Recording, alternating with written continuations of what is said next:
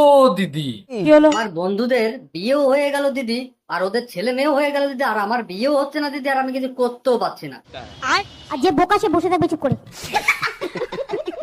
এখন দিদি আমি এরকম একটা পরিস্থিতির মধ্যে আছি, বাইরেও বেরোতে পারছি না। বাইরে বেরোলে পারেই সবাই বলছে বিয়ে কর বিয়ে কর বিয়ে কর। ইয়ং ছেলে বাট কাজগুলো করো। দিদি ভাবছি দিদি আর বেশি দেরি টেরি করবো না দিদি, এই মাসেই দিদি বিয়েটা সেরে নেবো, মানে করে ফেলবো। গুড ডিসিশন নিয়েছো।